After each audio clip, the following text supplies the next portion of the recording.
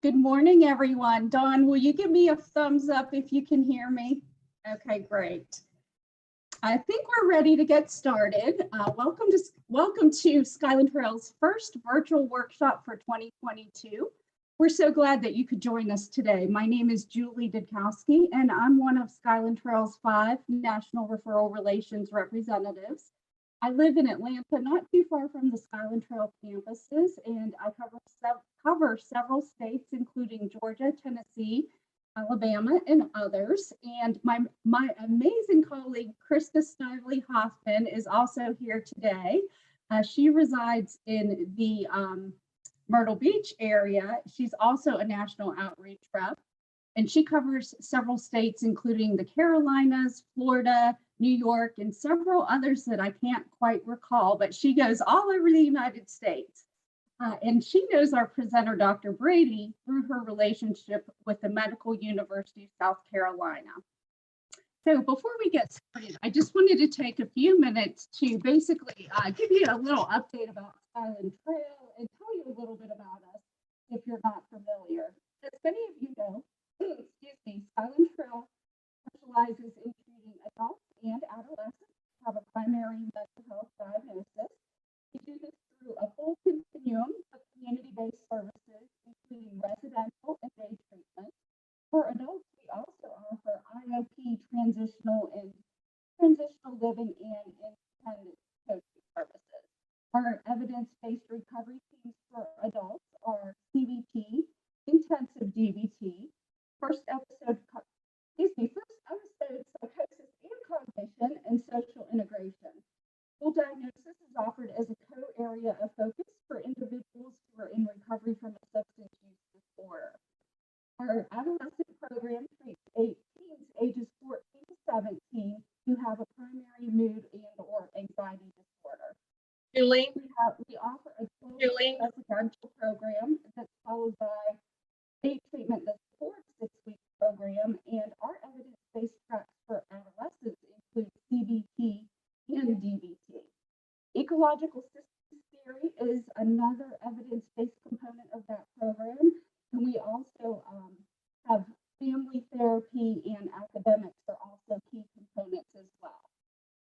Our programs, both the adult and adolescent programs, in network with several private health insurances. One way to remember a handful of them is ABC, Aetna, Blue Cross Blue Shield, and Stigma. And then our adult programs also in network with Methadone, and the adolescent programs now in network with TRICARE East as well. Our adult outpatient services are in network with a handful of others. So day treatment and IOP are in network with Beacon, Optum, and United. I don't know if all of you are aware that Skyland Trail is a nonprofit, and as such, we do offer some need-based financial assistance towards out-of-pocket costs. So hey, Julie, can you hear us? Okay, nobody can hear they're having trouble hearing your presentation. Your volume, something's not working. Put a folder or something over the microphone. Okay. They're much better. Is that better? Much I better. apologize. So should I just continue or do I need to go back? Continue. Okay. So I do have one important announcement or housekeeping tip for today. Please do remember to complete your evaluations if you are looking to receive continuing education credit. You will be receiving an email on Monday with the CE packet. So you won't have that today, but on Monday, please check your emails for that packet and be sure to complete and return those evaluations. And finally, if we were in person, I'd be offering in-person or on-campus tours. Unfortunately, we can't do that, but we do have virtual tours on our website at skylandtrail.org. And I am excited to announce that we will be offering on-campus tours again as of April 4th. So if you'd like to schedule a tour of either our adult or adolescent campuses or both, you can feel free to reach out to me. I'll put my contact information in the chat. So thanks so much for joining us. And now it's my pleasure to turn it over to Dawn Collins, our Educational Outreach Coordinator, who is going to introduce today's speaker. Thanks so much for being here.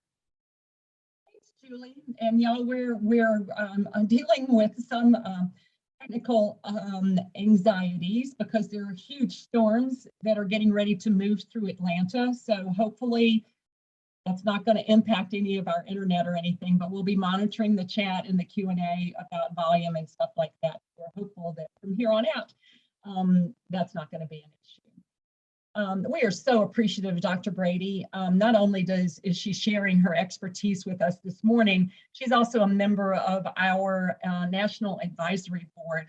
This board meets annually at minimum and the board members makes themselves available to ensure that our treatment protocols are in keeping with the latest research and evidence-based practices. So they're extremely invaluable to us. Dr. Brady is Vice President for Research at the Medical University of South Carolina. In this role, she is responsible for managing all aspects of basic, translational, and clinical research, including all research, regulatory, and accreditation affairs, external research relations, and the development of the research enterprise. She received her bachelor's degree from Fordham University, her doctoral degree from the Medical College of Virginia, and her medical degree from the Medical University of South Carolina, where she completed her residency and fellowship. She's an internationally known researcher in drug and alcohol dependence. Her work has advanced scientific understanding of the biological and psychosocial gender differences in addictions and informed the development of medical and behavioral therapies best suited to women. As a female, thank you, Dr. Brady. We need more research on females, so I appreciate that. She was recognized in 2001 for these contributions with the Betty Ford Award and the South Carolina Woman of Achievement Award. We are so pleased to have her with us this morning. She will be reserving some time at the end of her presentation for questions and answers, and we'll be monitoring along the way. So if there's a need for anything to be corrected or clarified, we'll try to interrupt her, but try to keep that to a minimum as well. Thank you, Dr. Brady, for being with us this morning. And thank you. Can everybody hear me? Is my volume okay? All right, good. Well, I'm just going to give some talks generally about the opioid epidemic that we hear about almost every day in the newspaper, although it's certainly recently, it has been eclipsed a bit by wars and pestilence and other things, but it still remains a huge problem in the United States. Wanted to give a little historical context on how we got here, and then from there, just talk about what are the best treatments, and then potential solutions. How do we dig ourselves out of this? So with that, let me just see okay, I guess I can do it this way. All right. Just to be clear, opioids have been around for a long, long time. In fact, opioid use, that is eating the poppy, not IV, solubilized, whatever, has been, it predates written history. The Sumerians first cultivated the opium poppy around 3400 BC, and its use spread throughout the ancient world. It was used for a variety of medical applications. And the bottom line is it is still the best pain reliever for acute pain that we have. I mean, it is, and these can be very useful meds. And like most organic natural products that we use as medicines, generally when they're in the plant form, they're not as toxic as what happens when we really try to take them out of the plant form, isolate the active constituent, put it in other formulations that are much more potent, which is clearly what has happened with the opium poppy. But opium has been in medications, it was in the 1800s. It was actually really considered a huge lifesaver during World War I and World War II. If you'll remember, back in the days of the Civil War, opium was just being really first used in the United States. But we've all seen those war movies of guys like drinking a big bottle of whiskey before they get their limb cut off or something. I mean, we had very primitive ways of treating pain before we started to use the opioids. But it then became clear at some point, and let me just do this, but there actually were, there's a couple of really fascinating books about the Opium Wars. And these were wars between the Chinese and the British when the Brits were mid 1800s. The Brits were actually making great profit off getting opium poppies from other parts of Asia, importing to China. And there was a great deal of the Chinese population that was addicted to opium, smoked opium. And the Chinese leaders wanted to stop the import. And that's what the Opium Wars were all about. But in 1914, in this country, we started the first regulation of drugs. And opium and lots of other things came under scrutiny then. Most of the opioid products are in a Schedule II now. Schedule I is only for drugs that have no medicinal use. Opiates clearly have a medicinal use. But as you can see, so we have been bumping along with opioids, and certainly in this country for a long time, using them without tremendous, I mean, there's always been the potential for addiction and danger, but danger of overdose death, because they do have they really do suppress respirations, especially these new high potency synthetic opioids. But if you'll see, this is a heat map of overdose death rates. And you can see in 1999, wasn't much of a problem. Opioids were available by prescription, used as pain relievers, not a few little hotspots, but not much. And in this heat map, the blue is cool, meaning not much opioid overdose death. Red is places that have, 30 plus, so really high overdose deaths. And one of the things so you can see between 1999 and 2016, something pretty dramatic happened.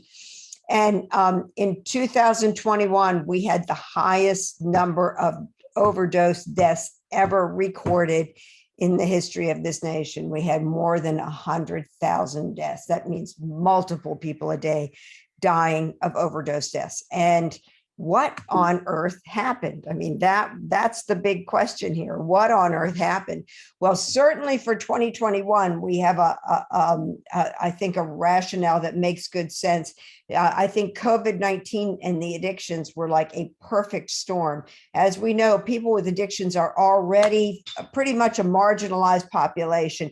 Often they're not the people everybody's happiest to see in the emergency room, or happiest to see, because they've got some sort of an infection and they're admitted to the general medical unit. I mean, these are generally the medical profession. There's stigma even in the medical profession about opioids. So when you have somebody who's got this substance use disorder and the medical system is already taxed, as we know it was, during COVID-19, they were much less likely to present to the emergency room to do anything.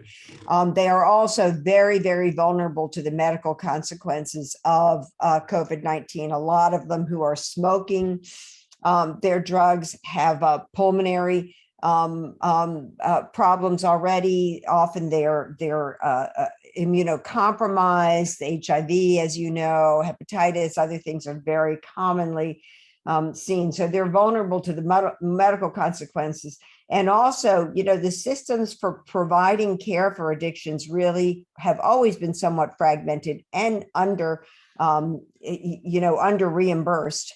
And the people that provide those services are often underpaid. So those systems became even more fragmented during the pandemic.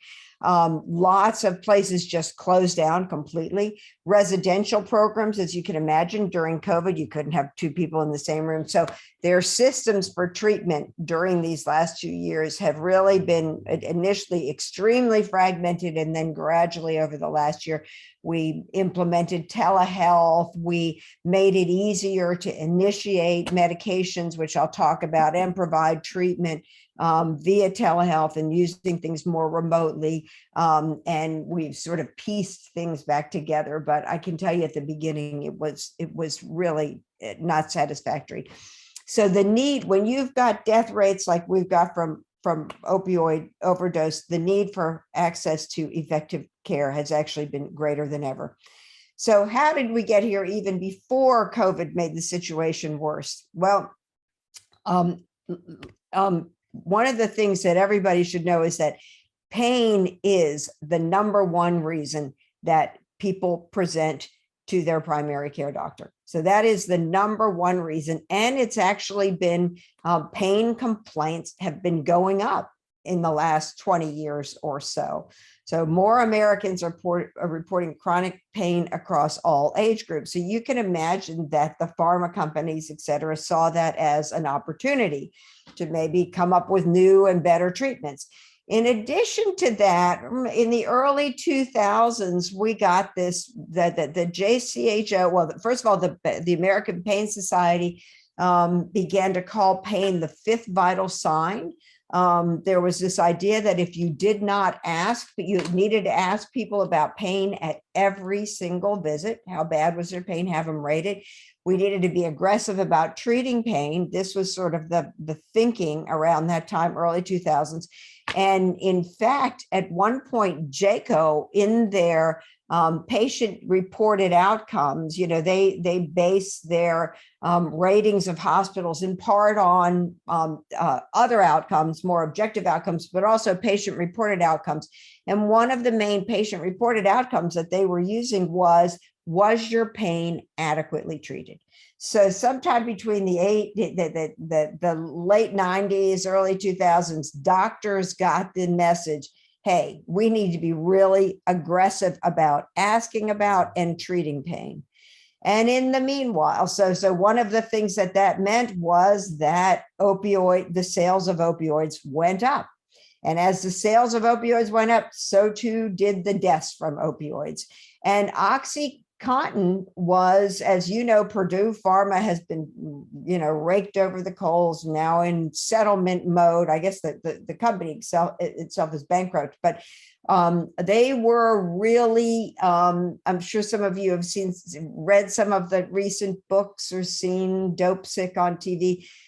They were a very aggressive company, and they did have a sustained release formulation, and they made the leap from sustained release to that makes this less abusable. Well, in fact, Oxycontin was by no means, and that was part of their, their sales pitch. That's part of what drug reps were telling physicians. This is an opioid that's less abusable. And in fact, here's a New England Journal article. It's early, it's 1980, but you can imagine every drug rep that was pushing Oxycontin or other pain relievers other opioids would bring this article in particular into the office because it's published in one of our most prestigious journals, the New England Journal of Medicine. And just read the title, Addiction is Rare in Patients Treated with Narcotics. That's kind of insane considering what we now know. And basically, if you read the methodology, it's amazing to me that this made it into the New England Journal. Basically, they're just talking about people that they started on narcotics for acute pain in the hospital post-surgery, and then they didn't follow them outside of the hospital at all. So there's no follow-up whatsoever. And this is really just a letter to the editor. You would have thought by the way this was promoted and hyped and talked about that it was a huge double-blind placebo-controlled study. It is actually a letter to the editor that has no follow-up of people beyond an acute hospitalization. So how would you know? How can you figure out if people are addicted or not? Anyway, it was really highly promoted in all of the documents that you see from Purdue and other in their defense of themselves, and drug reps were carrying this around. So there was definitely a push towards aggressive treatment of pain, and pharma companies came in and sort of they leveraged that to increase sales, and in some cases in ways that we think now was pretty unethical. But around 2010 or so, the DEA, the FDA, everybody started to realize that we were prescribing way too much. And what happened was the all kinds of new prescribing regulations were coming out, and we developed these PDMPs, these prescription drug monitoring programs. Every state has one now, but basically, so the DEA can come in and see where's the hotspots for prescribing, who's prescribing too many opiates, that sort of thing. And so things like that, and a lot of pill mills were shut down between, I'd say 2010, 2015 was a big time that these pill mills were shut down. So I want you to look at this graph on the left, just showing that, see, doctors caught on. Doctors, their licenses mean a lot to them. The ability to practice medicine generally is pretty important. So, and I think in general, people want to do what's best for their patients. People do not want to their people to develop addiction. So what you see here is that the opioid prescribing went down between 2010 and 2015. But look here, the opioid deaths did not go down during that same time. This is overdose deaths with any opioids. But what you see happening is opioid deaths from prescribed opioids is flatlining right around here, and opioid deaths from heroin and other synthetic opioids, fentanyl, tramadol, others, some of these are extremely high potency drugs, is going up. So that's what's really happened is, and I can tell you because we've got a big initiative going throughout South Carolina that my group's been part of, trying to educate doctors, trying to get more doctors to be in, have saner prescribing habits around, best practices around prescribing of opioids and that sort of thing. So, but we had a lot of doctors, and I know it's not just South Carolina, who said, oh no, once this happened, I stopped prescribing opioids abruptly. And a lot of those people who had been on chronic opioids are then, basically out on the street. They're in opioid withdrawal. And that was when people started to turn to synthetics, heroin, other drugs that are much more dangerous. So two things have happened very recently that I'm happy about. One is the CDC has published some new guidelines. So the pendulum swung too far, it was what I think. CDC has published new guidelines that they're actually out for comment now, if anybody wants to go on their website and make a comment about them. But they're saying personalize your prescribing. We can't say, so for instance, in South Carolina, at one point, the governor said only 5 days of opioids after any surgery. Well, I happened to have had gotten in a severe accident in that time. I had 13 broken ribs, broken pelvis, and they sent me out with 5 days of opiates. Now, I was definitely not somebody that's going to become addicted, but also I was going to have more than 5 days of pain, right? And I was in no position to be carting myself back to the hospital and back, to the doctor's office and back. So what the new CDC guidelines say is personalize your prescribing, use good common sense. And they also say, if you inherit a patient that's on chronic opioids, the thing that you do not do is abruptly discontinue. You got to taper them. You got to switch them to buprenorphine. You have to do something else. It is not humane to abruptly discontinue chronic opioids. It's just, we know that's going to be a problem. So, and this is just to show you, it has continued. This is up until, and this is South Carolina, but the rest of the country just reflects this. We're looking at opioid related deaths. As I said, during pandemic 2021, look at that increase. And really, it is mostly at this point synthetic opioids. Fentanyl, sufentanil are like 1,000 times more potent than heroin. So they are, somebody's tolerant to heroin or another drug, and they happen to get something laced with fentanyl, there's a good chance that they will die of respiratory depression. So that is really our danger right now, is these fentanyl, sufentanil, these other synthetic opioids. And often people don't even know that's what they're taking. So you might say, gosh, what a mess this is. It's a medication we need, you know, that is useful in some cases, you know, where we don't have other analgesics that are quite as potent. How can we ever, you know, how can we ever get a handle on this? Well, I tell you, it is a complex problem. And I think because of that, the solution is going to have to be multi-pronged. On the supply side, so decreasing supply, there are regulatory initiatives that are already in practice, all these PDMPs and the law enforcement around that. There's practitioner education, criminal justice, and then surveillance and trying to really stop the illicit supply.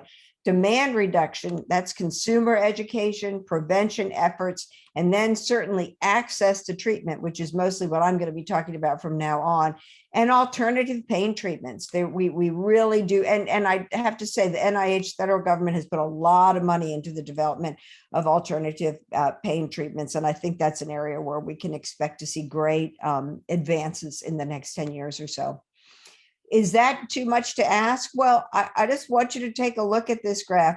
You know, this is cigarette smoking. And, you know, this country did a fabulous job in terms of cigarette smoking between 1974, let's say, and 2007.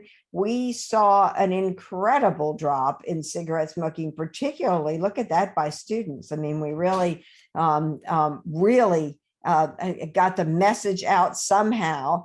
And I guess I'd, you know, if you wonder how this happened, well, smoking cessation was definitely a collaborative success. I mean, we are down from about 75% of adults smoked in the, believe it or not, in the 60s and 70s. And now we're down to under 20%. So that's a huge fourfold decrease. Well, what happened? I think it really did start with research demonstrating harms. I mean, I think that really is where it started. So research is really important.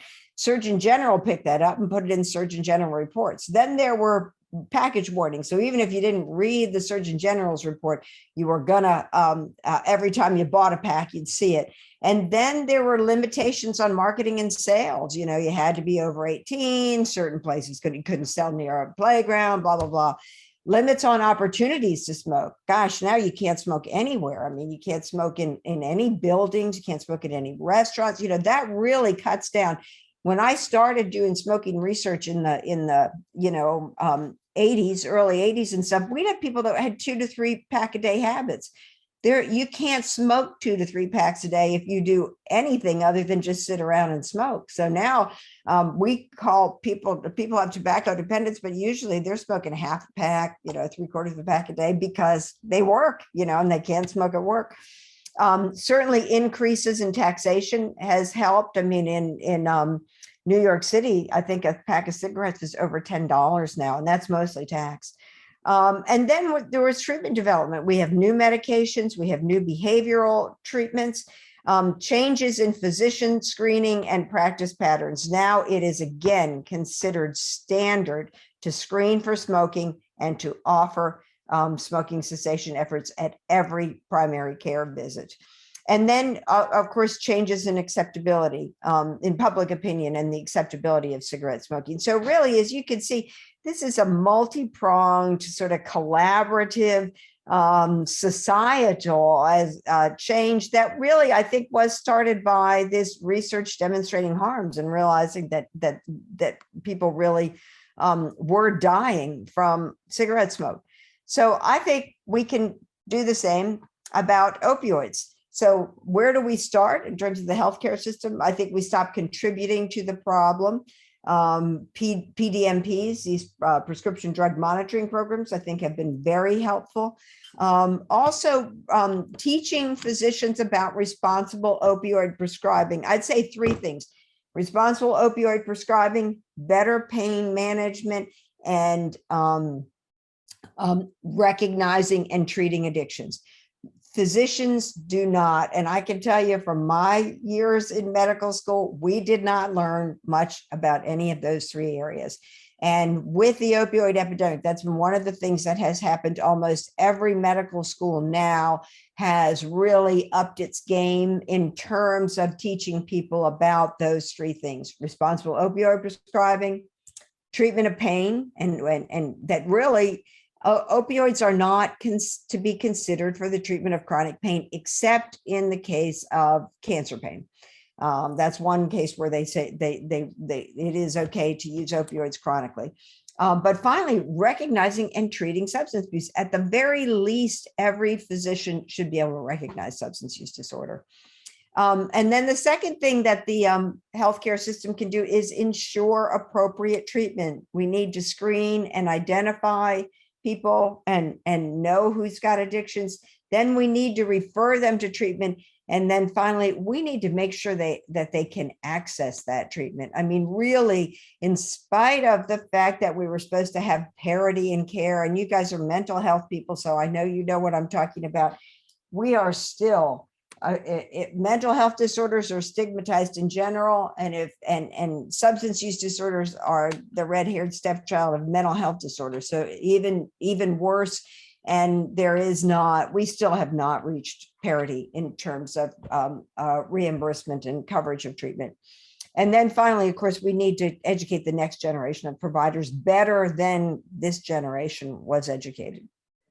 So one of the things we need to educate people about is the treatment of opioid use disorder. And there are medications, they've been available since the 60s for the treatment of opioid use disorders. These are either opioid antagonists or opioid agonists. And I'm going to tell you a little bit more about each one of them.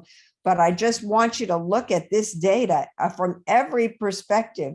These drugs, when people have them on board, they decrease opioid use, they decrease opioid overdose, decrease criminal activity related to opioids, and decrease infectious disease transmission. They also increase social functioning and increase retention and treatment. And these are just three different studies. This is an infectious disease study looking at people in and out of treatment. This is improved retention, people on buprenorphine, the control group, and this is illicit drug use.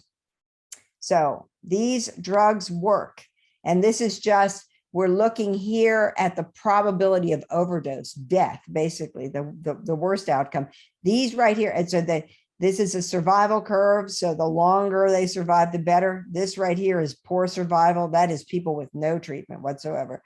All of these other lines are people who are on some form of medication treatment. And this is another one, just time to overdose by treatment type. This is people on buprenorphine. This is people on no medication, 80% reduction in risk of death. So is there any, there's really no question. IOM, Cochrane reports, everything. We've had a number of meta-analyses that show that these drugs save lives, prevent infection, and allow people to resume a normal life. So what do opioids do? We have opioid receptors really all over our brain, and we have endogenous opioids, the endorphins and the enkephalins. And that's actually one of the mechanisms by which, if somebody's in a situation where there's a lot of pain, but there's no, they're out in the woods or whatever, their endogenous system kicks in to actually help them relieve pain enough so that they can get to do what they want to do.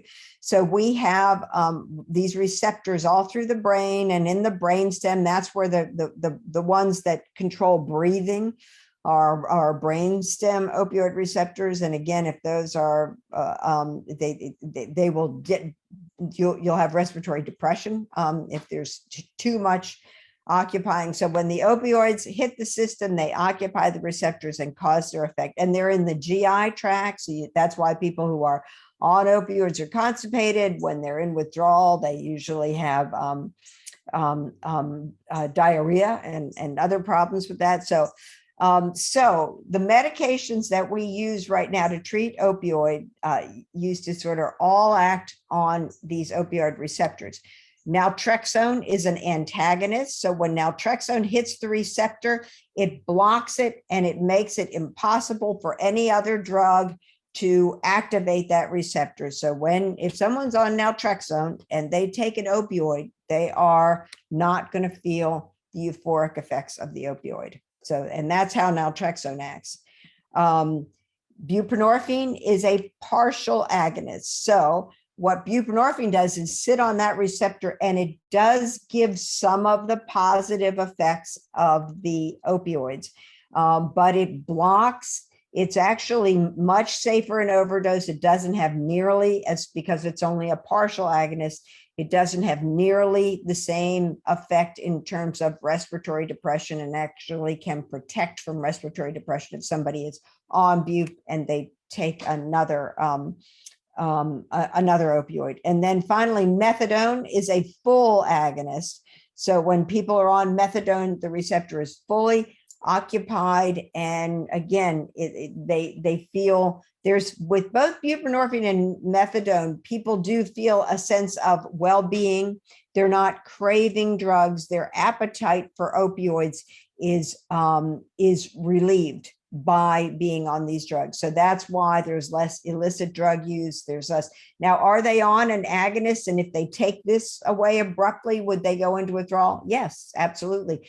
But it's an agonist that is orally active, that's legally dispensed to them, and they're under a doctor's care. So it's very, very different from seeking drugs on the street. So let's go. Methadone. The problems with methadone full agonist, it's all we had from about 1960 till 2000.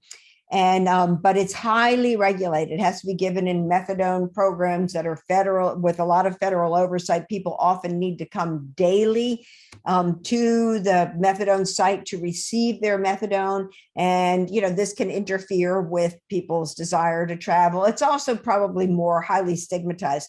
Now, recently, they've liberalized methadone dispensing, so that if somebody goes for a couple of months without any without any urine drug screens that show illicit drug use, and they're showing up for their counseling visits and all that kind of stuff, they can begin to get take-home doses. So their lives can become more normal. They're not lined up at 6 a.m. at the methadone maintenance clinic every day. But still, methadone is highly regulated and a little bit more difficult, I think, to use from a patient perspective.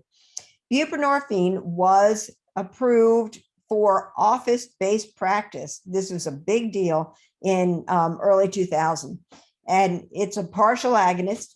It suppresses withdrawal. It decreases craving. It will block a full agonist. So if somebody's on this and they take another high potency opioid, they're not going to feel the effects of it as much. So there's limited euphoria and physical dependence, again, ceiling on respiratory depression, which is really the fatal action of the opioids. So it decreases mortality, even when it's used illicitly. And the nice thing is it is available for use in an office-based practice. So people can come to an office, get a prescription, take it to the pharmacy, just like you can any other drug.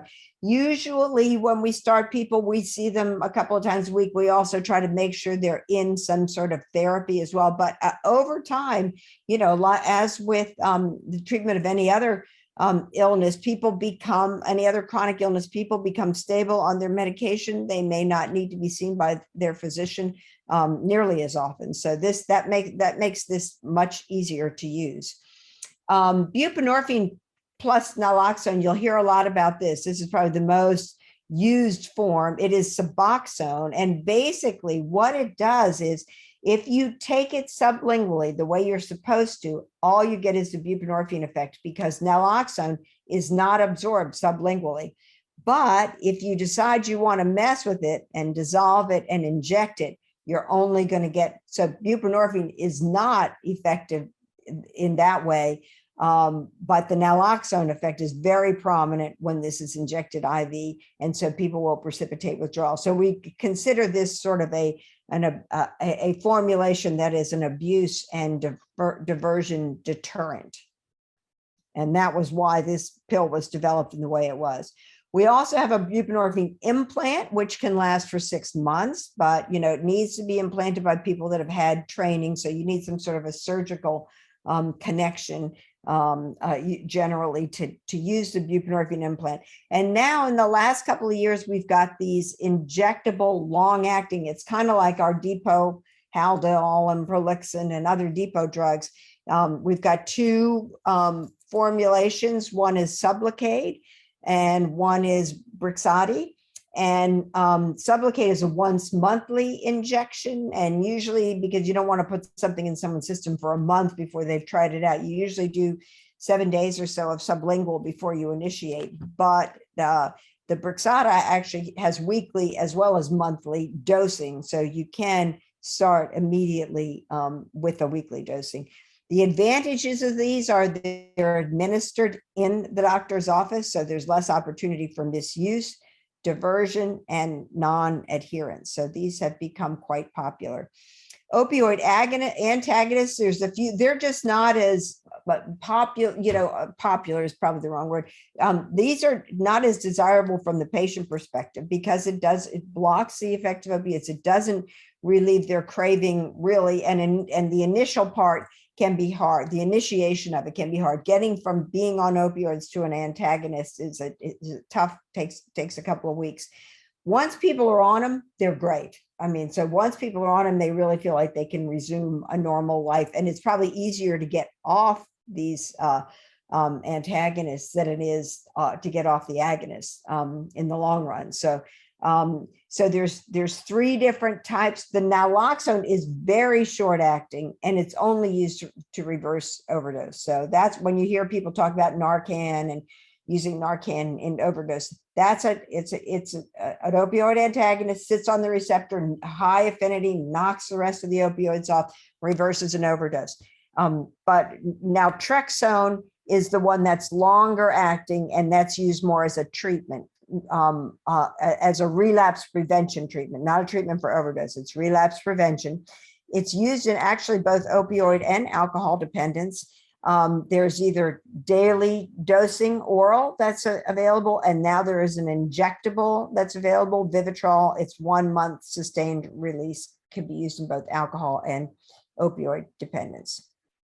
So what about other treatments? Well, certainly along with these medications are important. And I'd say that every opioid dependent individual should be offered medications. They really should, not just offered, they should be encouraged to take them. Not that they'll be on them forever. There'll be a plan to get them off, but it's life-saving. It really is life-saving. But we do have a lot of psychosocial therapies, and everybody that I see for medications, I make sure that they're engaged in psychosocial therapy. We've got brief interventions, motivational enhancement, cognitive behavioral therapies, 12-step facilitation, and then we encourage people to go to their community AA or NA meetings. There's residential programs, contingency management, community reinforcement, basically rewarding people for their sobriety. And then certainly marital and family therapy can be very important for the lives of people with substance use disorders. Basically what they need to do is learn to rebuild their lives without substances. Substances have become all important to them. It's difficult to give up. They need to figure out other ways to use their free time, how to interact with some of these people that it may be difficult for them to interact with now that they're sober. Sometimes they need to find whole new friends because everybody they've been hanging out with is a user, and hobbies. They need to know how to avoid substance using friends, and then they need drug refusal skills. So these are some very specific things that are often part of the group therapy that people are engaged in when they're in early recovery. Aftercare you really need to follow people. This idea that we used to have where we'd spend a whole bunch of money and time in detox and then let people go with little aftercare is so poorly thought out. So we really need to make sure that people have a year, 2 year, 3 years of follow-up. And sometimes that follow-up is mostly with self-help community related groups. If that works for people, if they've found a supportive recovery community and don't need medical intervention any further, more power to them. That's great. But it's good for them to know that there's someone that they can check in with periodically. So the lessons that they've learned have got to be reinforced, and they really do need the opportunity under some supervision to apply this knowledge that they've gotten during treatment to everyday situations. So we just can't let people go too early. You want to, loosen the strings, the apron strings, but you want to do it gradually and very, very carefully. So really, and often by the time people come to treatment, their lives are a mess in every way. They've lost their job, they've got medical complications, they may have lost their wife, they may have no money to get anywhere, they may not have a house to live in. So really, while pharmacotherapy is important, and I know I've talked a lot about it, really comprehensive treatment that really addresses these many facets of people's lives that may have been destroyed by substance use is going to be critical to really getting people back on track to productive lives. Now, everybody doesn't need every component of this, but every component needs to be available because some people will need them. So we really need to know that we can access all of these different ancillary services when we have people in treatment so that we can really help them rebuild a productive life. Just wanted to talk about what are the current sort of issues and controversies. Certainly harm reduction is a huge and controversial issue. Some states like, you can imagine Washington, California, others do better at this. They distribute fentanyl test strips to patients who are actively using so that they can test their own drugs and don't kill themselves. Needle exchange, safe injection spaces, things like that. That I can tell you, we do not have these things in South Carolina right now. We're fighting to get better access to fentanyl test strips, and we do distribute Narcan. Narcan is a harm reduction strategy. And the latest I've heard is that they're trying to make Narcan an over-the-counter drug, which would make some sense. It really has no abuse potential. And if you're not addicted to opioids, it's not going to do much to you at all if you take it. So treatment engagement and retention is still a big problem. The dropout, if you're not on medications, is about 80-90%. But even if you are, we still have about a 50% dropout with people at 6 months, even people that are on buprenorphine, methadone, other things. Transition to MAT from these high dose, these high potency fentanyl, carfentanil, are really hard to transition people from because it's such a potent agonist on the receptor that people do not feel relief of their withdrawal when we transition them to bup. So we need new strategies for that. And then we need to figure out how to get people off medications. We've gotten a lot of people on, and at some point people may want to resume a med-free life, and we need to figure that out. And stigma has become one of the latest things that it's not a new problem, but it's a problem that I feel it's time to address it. International as well as national studies indicate that stigma around substance use exists worldwide. It's pervasive, it's firmly entrenched. In 2020, the United States had the highest number of overdose deaths on record. Only 13% of those people received treatment, and only 11% with people with OUDs received medications for their life-saving medications. So there is no other disease we have where we would say we have a life-saving medication. This is killing hundreds of thousands of people, only 11% of people are on that. Why? Well, partly it's because of funding problems, but partly it's stigma. People do not want to admit that they've got this problem. They don't want to get on treatment. But stigma, including internalized or self-stigma, really negatively impacts people's emotional, mental, and physical health. And it decreases the willingness of policymakers to allocate resources. It decreases the willingness of providers to screen and address the problem. And it decreases the willingness of individuals to seek treatment. So I'm really convinced that this problem here is responsible for a lot of deaths. And I think it's something we need to address. There's very little evidence base. How do we address it? I wish I knew. This I took from NAMI's website recently. But basically, talking openly about substance use disorders, educating yourself and others, be conscious of your language. We don't like to call people addicts. They have substance use disorders. Showing compassion for people that have these problems, choosing empowerment over shame, be honest about treatment. Let the media know when you're being stigmatized, and don't harbor self-stigma.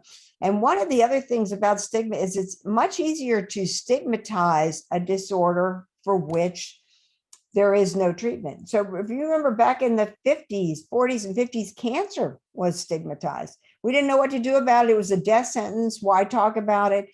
But how do we reduce stigma? Well, one of the things that we know, it's a very, very understudied area. We need more studies.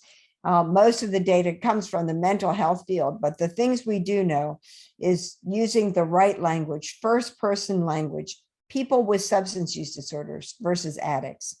Avoid negative judgmental language. Addict, dirty urine, are they clean? That sort of thing. Clean and dirty. Those are clearly judgmental language. Highlight the availability of effective treatments. We have life-saving treatments for these illnesses. Admitting that you have this illness is not a death sentence. It's a cry for help, and there is effective help out there. We also need to really get the sympathetic narratives out there. The people that got treatment, turned their lives around, and now are very productive members of society. And then finally, emphasizing societal versus individual causes. And certainly when we think about the overdose death peak in 2020-21, that was a societal issue. That really wasn't, that was not individual causes. That was a breakdown of the medical but the medical profession's ability and the treatment community's ability to address what was going on with people with opioid use disorders in the face of a pandemic. We've got a lot of studies going on at MUSC. I'm not going to go into these in any detail because I think our time is running short. Wanted to leave a little time for questions, but we're looking at retention and treatment. We're looking at trying to start people earlier as soon as they come into the emergency room with an overdose, getting them on, and using peers to bridge treatment. So we've got a lot of interesting work going on, trying to fill some of those gaps in our knowledge base. Let me just conclude by saying that this opioid crisis is a complex problem. Solution is going to have to be multi-pronged. We need to educate people, educate professionals, especially about pain management, recognizing addiction, opioid prescribing, and we really need the trainees coming up to know this. We need to destigmatize in whatever ways we can, and therefore improve access to treatment and medical coverage. And with that, I think I'll stop and just see if there's any questions or comments. You covered a ton in a short amount of time. That was wonderful, Dr. Brady. Thank you so much. We do have a couple of questions that have come through. One of them I think is very, very important. And that's about, is there a prescription required for Narcan? Can you get one from a primary care physician? And this person is thinking of those who live in the home with an opioid user and want to have it on hand. Yes. Right now you do need a prescription, but as I said, ONDCP, our new drug czar, is talking about making it over the counter. but you know, it's so easy to get a prescription. Anybody will give you a prescription. So, I mean, any physician would be like, and lots of our, so at our place, you might just call any treatment program or treatment provider, our substance use treatment agency. We do free handouts. We do it with training. So people come in for a half-hour training. We probably do it once a month. And they train them in how to use it and then give people samples. So I'd say it's easy to get.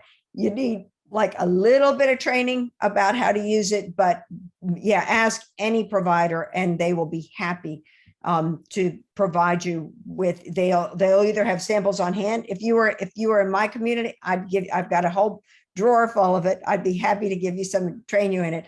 But find a provider, ask them for training, and ask if they've got samples for you or they can write your prescription.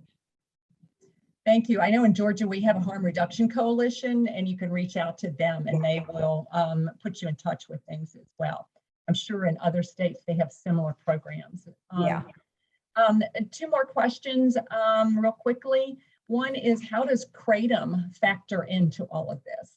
Well, that's interesting. Kratom's another, it's I don't think it's illicit. I think you can actually buy it in health food stores and that sort of thing, but it's an abusable substance. And I don't think we know enough about it.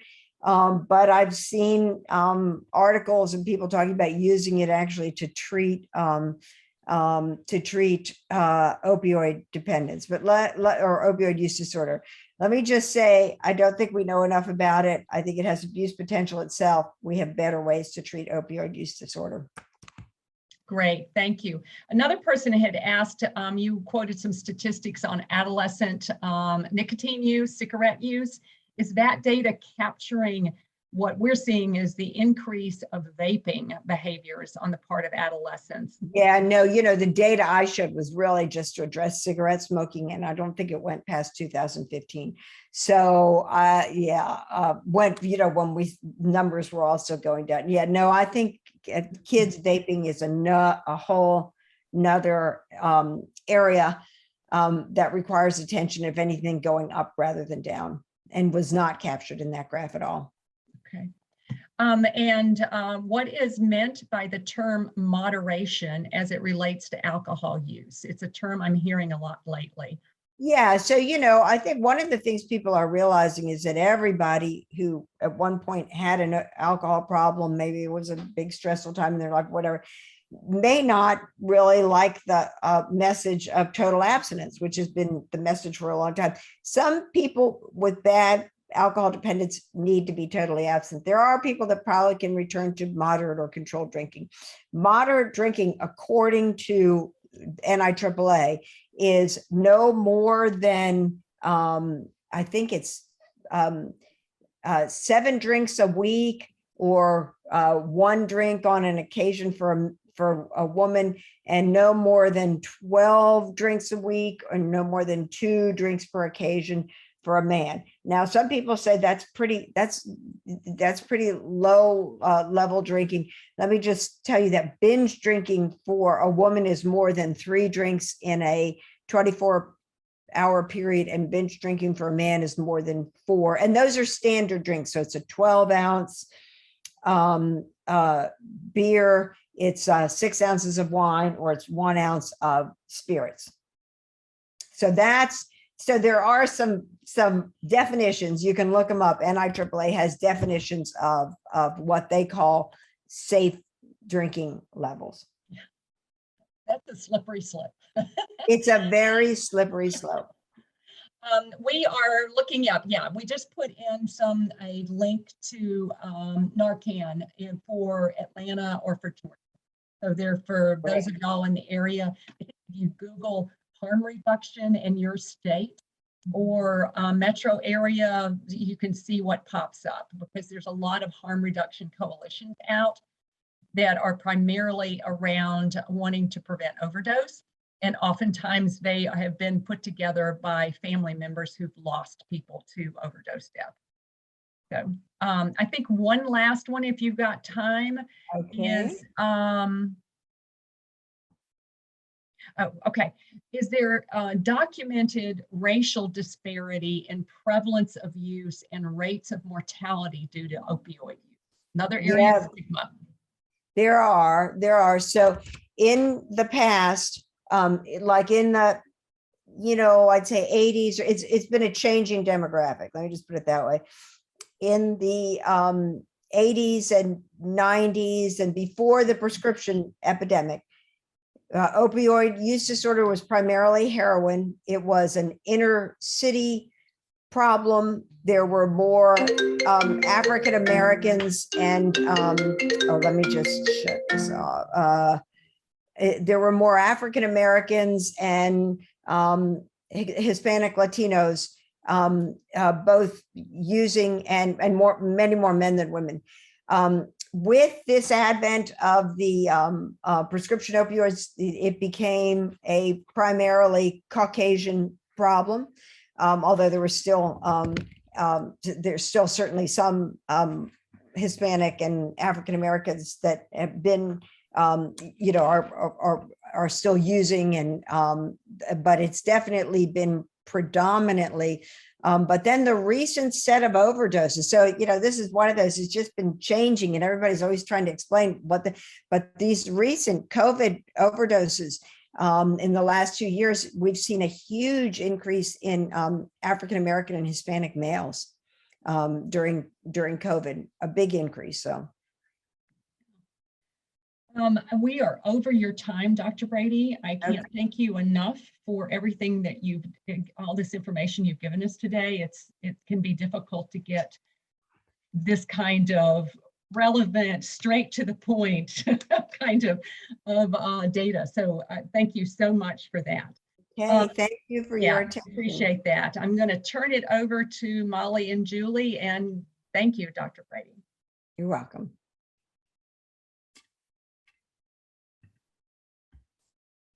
Okay, so Molly, Molly, for somehow or another, her video just got muted. So yes, just for everybody to know, on Monday, we will be sending out emails to everybody registered with the CE packet and also with a copy of Dr. Brady's slides. So you will get those on Monday. For anybody who missed, for all those people who missed Julie's first intro, she is going to repeat it right now for everybody. Thank you for your attendance. okay, so Dawn, can you get back on and let me know if you can hear me? Okay, great. So I moved everything away from my screen. So just a little overview of Skyland Trail. As a lot of you know, we treat adults and adolescents who have a primary mental health or psychiatric diagnosis. So that's our area of expertise. We have a full continuum of care for adults, that is residential, day treatment, IOP, transitional living and independent coaching. For our adolescents, we have residential followed by day treatment. Our evidence-based recovery teams for adults are CBT, intensive DBT, it's a 90-day DBT adherent program, first episode psychosis and cognition and social integration. And in our adult program, we also offer dual diagnosis as a co-area of focus for individuals who are in recovery. We like to see if somebody has a substance use disorder, that they have completed a substance use disorder treatment program and have about 30 days of sobriety prior to joining us. Our adolescent program is a 12-week residential program that's followed by a 4 to 6 week day treatment program. We treat teens ages 14 to 17 with mood and anxiety disorders in that program. And there we have 2 tracks, CBT and DBT. And we also are using ecological systems theory, which is a new evidence-based component of that program. Family involvement in therapy, as well as academics, are also key components of the adolescent program. Both our adult and adolescent programs are in network with several insurances, private insurances. And one way to remember those, or that I've come up with for myself, is ABC, Aetna, Blue Cross Blue Shield, and Stigma. And then our adult residential is also in network with Magellan, and our adolescents now also in network with TRICARE East. With our adult program, we have the PHP and the IOP. PHP we refer to as day treatment. Those are in network with all of the insurances I mentioned, but also Beacon, Optum, and United. As a nonprofit, we do offer some need-based financial assistance, and that can go towards any out-of-pocket non-copay costs.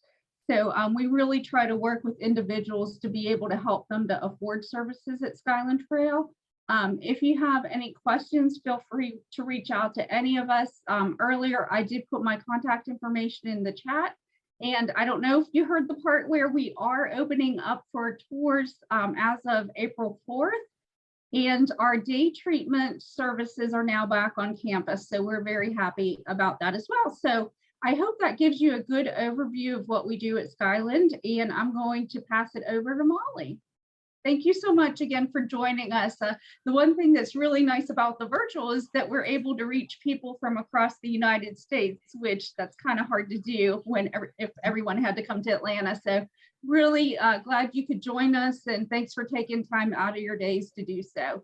Have a great Friday and a great weekend, and be safe. Try to stay dry if you're particularly in the Southeast today. Thank you, Julie. So I wanted to make sure that everybody knew about our next webinar. So on April 15th, we have Dr. Manpreet Singh speaking on bipolar disorder in children and adolescents. So if you want to join us, you can find that on our website to register.